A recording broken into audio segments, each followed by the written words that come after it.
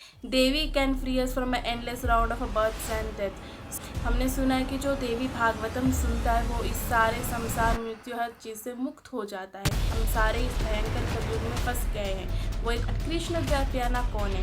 Krishna Dvaipayana is nobody but Veda Vyasa himself. S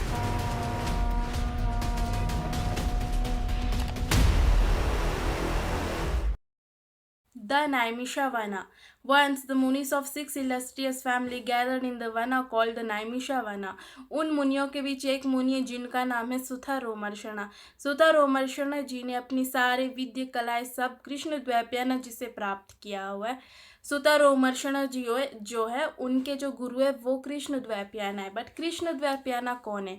Krishna Dvaipayana is nobody but Veda Vyasa himself. As Veda Vyas ji का जो पहला नाम था वो कृष्ण द्वैपायना था, बट ऐसे कुछ इंसिडेंट्स हुए जिसकी वजह से उनका नाम वेद व्यास पड़ा। इसके बारे में हम आगे के वीडियोस में जानेंगे। बट उन मुनियों के बीच जो सबसे बड़े मुनि थे उनका नाम था सौनका। तो सौनका जी कहते हैं सुता रोमर्षणा जी से कि हम सारे इस भयंकर कलयुग में फंस गए हैं। वो एक वन में फंसे हुए हैं। तो वो कहते हैं हम इस भयंकर कलयुग में फंस गए तो आप हमें अपने मुख से देवी भागवतम सुनाएं। हमने सुना है कि जो देवी भागवतम सुनता है वो इस सारे संसार मृत्यु हर चीज़ से मुक्त हो जाता है। Devi can free us from endless round of births and death. So my lord Suta we would love to hear the immortal Devi Bhagavatam from your lips. Now Suta ji को बहुत अच्छा फील होता है कि इतने बड़े ऋषि हो के वो मेरे मुख से सुनना चाहते देवी भागवतम। तो अब वो देवी को बो करते, उनसे आशीर्वाद लेते और फिर बिगिन करते विथ ओम। अब सुता जी स्टार्ट करते हैं देवी भागवतम पढ़ना। तो उसमें से कहते हैं, सुता रोमर्षणा जी कहते हैं कि अभी हम सब जानते हैं कि ब्रह्मा जी ने इस सृष्टि को रचा, लेकिन ब्रह्मा जी पैदा कहाँ से हुए हैं? विष्णु जी के नाभि कमल से, है ना। जो इस सृष्टि को रचा है वो भी पैदा कहाँ से हो रहा है? विष्णु जी के नाभि कमल से हो रहा है। और विष्णु जी कहाँ पे रेस्ट करते हैं? ओशियन एकारनावा में, अपने सरपेंट अनंता पे रेस्ट करते हैं ना, एकारनावा ओशियन में। वो भी इतना इन्फिनाइट ओशियन है। तो अभी क्वेश्चन आता है कि इतना सोर्स, जो इन्फिनिट सोर्स सी वगैरह आ कहाँ से रहा है? But then we we go for the century to the source of all, the mother Devi. जो इस सारे सोर्स को दे रही है हमें वो माँ देवी और कोई नहीं, देवी ही है। ठीक है। फिर सारे आंख बंद करके अब सुन रहे हैं देवी भागवतम को। उसी बीच सौनका जी कहते हैं कि Suta Romaharshana we are really so afraid of this advent Kaliyuga. इसका कुछ सॉल्यूशन तो निकालना पड़ेगा, क्योंकि ये भयंकर कलयुग है। तो उनके मन से ये चीज़ जा नहीं रहा है, उनके मन में आ रहा है कि एक कलयुग है, उनको इस चीज़ से डर लग रहा है। तो फिर वो सारे जाते हैं ब्रह्मा जी के पास, ब्रह्मलोक। ठीक है। अब ब्रह्मा जी के पास गए, उनसे उन्होंने बातें कि ऐसी ऐसी बातें, हमें डर लग रहा है, आप कुछ सोल्यूशन दो। तो ब्रह्मा जी ना अपने माइंड से एक मिस्टिक व्हील को प्लग करते और कहते इस व्हील को मैं जहाँ पे भी फेंकूंगा ना वो जगह सतयुग में परिवर्तित हो जाएगा।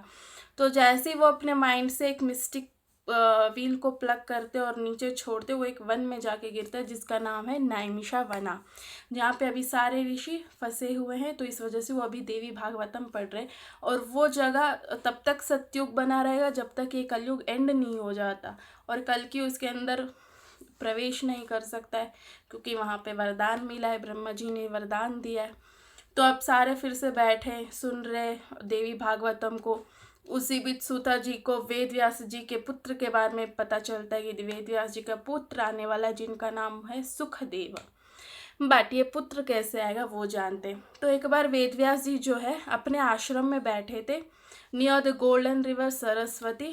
वेद व्यास जी के जो माता है वो है Satyavati the fisher girl. Fisher girl कौन थी? मत्स्यगंधी। इसके पीछे भी एक स्टोरी है जो हम अगले वीडियो में जानेंगे। तो वहाँ पे बैठ के आश्रम के जो रिवर थे, वहाँ रिवर था सरस्वती, वहाँ पे बैठ के ना वेद व्यास जी देख रहे होते कि दो चिड़िया है जो अपने बच्चे को ना अपनी चोंच से खाना खिला रही है। आपने देखा होगा ना, चिड़िया अपने चोंच से चबा के अपने बच्चे को खाना खिलाती है। तो वो देख रहे, फिर वो सोच रहे कि एक पक्षी हो के अपने बच्चे से इतना अधिक प्रेम कर सकता है तो एक मनुष्य कितना कर सकता है। क्योंकि उनको तो पता है ना, जब चिड़िया उड़ना सीख जाएगी तो चिड़िया तो छोड़ के चली जाएगी अपने मम्मी पापा को, लेकिन फिर भी जानते हुए भी वो उनको इतना अधिक प्रेम कर रहे हैं। तो एक मनुष्य अपने बच्चों से कितना अधिक प्रेम कर सकता है। तो अब उनके मन में ये आता है कि जिस इंसान के पास एक पुत्र होता है वो कितना पीसफुली मर सकता है, क्योंकि उसको पता है कि एक उसका जो एक पुत्र है यहाँ पर है जिसको वो अपना सारा अर्थली पोजीशन विजडम सारा छोड़ के जा सकता है, जिसका उसका पुत्र कंटिन्यू रखेगा, फिर ऐसे कंटिन्यू होता रहेगा। लेकिन जिसके पास पुत्र ही नहीं है वो अपना विजडम अर्थली पोजीशन ये सारे छोड़ के किसके पास जाएगा? वो तो एक पीसफुली मर ही नहीं सकता, वो एक पीसफुल लाइफ ही नहीं जी सकता। ऐसा वेद व्यास जी के मन में आता है। तो अब वेद व्यास जी एक पुत्र का चाह रखते हैं, तो वो निकल जाते हैं मेरू तपस्या के लिए। तो फिर वहाँ जाके वो कंफ्यूज हो जाते हैं कि मैं करूँ तो करूँ किस भगवान का पूजा करूँ जिससे मुझे ये वरदान मिल सके। तो उसी बीच नारद जी आते और नारद जी देखते कि कृष्ण द्वैपायन जी तो चिंतित बैठे हुए। फिर वो कहते वेद व्यास जी क्या हो गया, आप चिंतित लग रहे हो? तो वेद व्यास जी स्लाइटली स्माइल करते हुए कहते कि मैं एक पुत्र का चाह रख रहा हूँ। मुझे लगता है कि एक इंसान का जो जीवन है वो लक्ष्यहीन हो जाता है जब उसके पास एक पुत्र ना हो, है ना। जिसका पुत्र नहीं वो तो एक लक्ष्यहीन जीवन जीता, ऐसा वो सोचते। तो इसलिए वो एक पुत्र का चाह कर रहे, लेकिन उनको पता नहीं है कि कौन से भगवान का पूजा करे, कृष्ण जी का करे, विष्णु जी का करे, शिव जी का करे, माता रानी का, किसका करे, उनको पता नहीं चल रहा है। तो फिर नारद जी स्माइल करते हुए कहते हैं ओहो कृष्ण द्वैपायन जी, इतना सिंपल सा सवाल है। Once my father Brahma asked the same question to Vishnu. Vishnu was in a yoga, a deep trance, and then Brahma saw and said to the Vishnu, "O Lord, what samadhi are you plunged in? O cause of causes, आपने इस universe को बनाया हुआ है." Narayana laughed delightedly and said, "O Dvaipayana, a knower of a ambrosial Purana.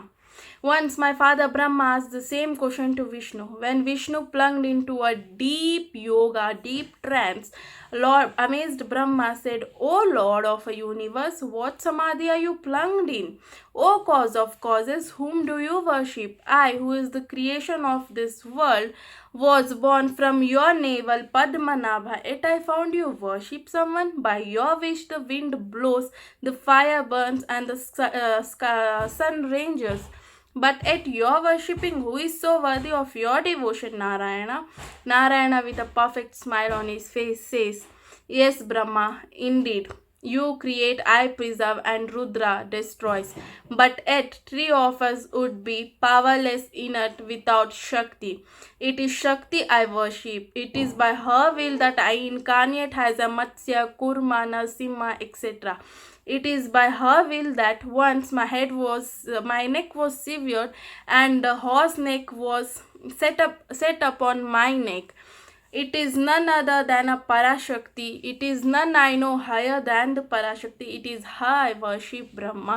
So Narada says to Krishna Dvaipayana that even you should worship माँ, देवी माँ, और वो आपके चाह को ज़रूर फुलफ़िल करेगी, आपको पुत्र का वरदान ज़रूर देगी। तो ये कह के नारद जी वहाँ से निकल जाते हैं और कृष्ण द्वैपायन जी पद्मासना में बैठ के अपनी साधना तपस्या शुरू करते हैं ताकि उन्हें एक पुत्र का चाह मिले। से सुता रोमर्शना टू सौनका।